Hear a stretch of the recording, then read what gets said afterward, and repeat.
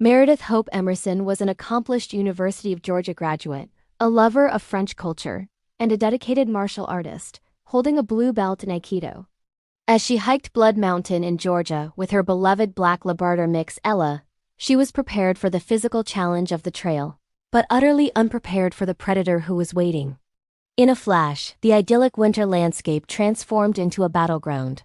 A man, later identified as the drifter and serial killer Gary Michael Hilton, emerged from the woods, armed with a knife and a baton, intending to abduct her. What followed was not a simple surrender, but a desperate 4-day struggle for survival that would showcase Meredith's incredible courage and ultimately expose a monster hiding in plain sight. Remember to comment, like, share, and subscribe so you don't miss future episodes of the Calendar of Crime. Coming soon to Substack. Meredith was a vibrant young woman with a bright future ahead of her. Born in Charleston, South Carolina, she had a passion for life that was infectious. Her dedication to her studies, particularly the French language, and her commitment to physical fitness, including her training in Aikido, painted a picture of a disciplined and determined individual. She was not the kind of person to back down from a challenge, a trait that would become tragically evident in her final days.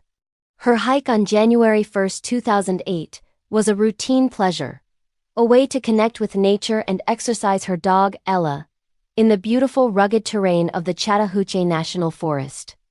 The attack began swiftly, but Meredith's training immediately kicked in. As Hilton lunged, she fought back with a ferocity that stunned her attacker. Accounts from Hilton himself later revealed that Meredith was no easy victim. She screamed, she struggled, and she used her knowledge of self-defense to disarm him, managing to take both his baton and his knife.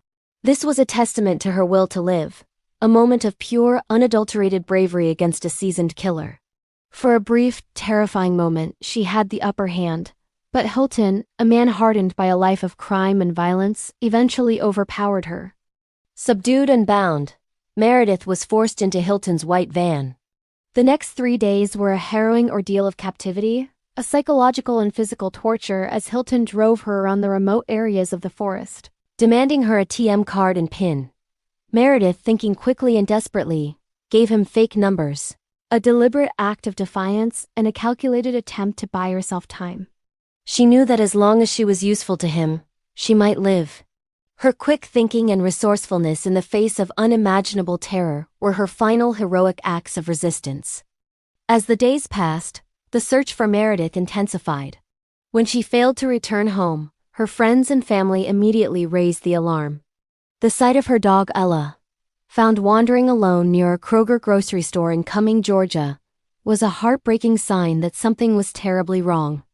Investigators quickly pieced together the last known sightings, focusing on the Blood Mountain area. The discovery of blood-stained clothing and Meredith's identification near the trail confirmed their worst fears. This was not a simple missing person case, but an abduction. The breakthrough came on January 4th, when police spotted Gary Michael Hilton at a Chevron gas station, meticulously cleaning the interior of his white van. His suspicious behavior and the vehicle matching descriptions from the area led to his immediate arrest. Under intense interrogation and facing the possibility of the death penalty, Hilton agreed to a plea deal.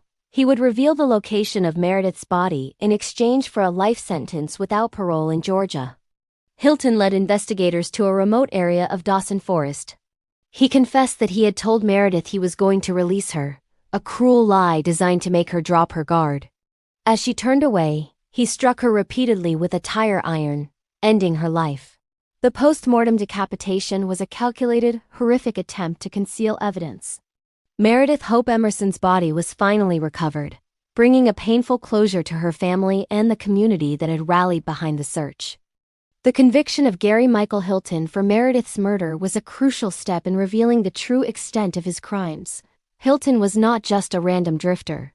He was a serial killer, later linked to the murders of 3 other hikers in North Carolina and Florida, earning him the chilling moniker, the National Forest Serial Killer.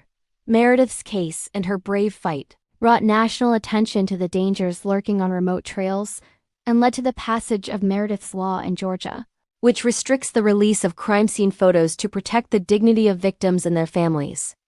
Remember to comment, like, share, and subscribe so you don't miss future episodes of the Calendar of Crime. Also, be sure to check out our new written content coming soon to Substack.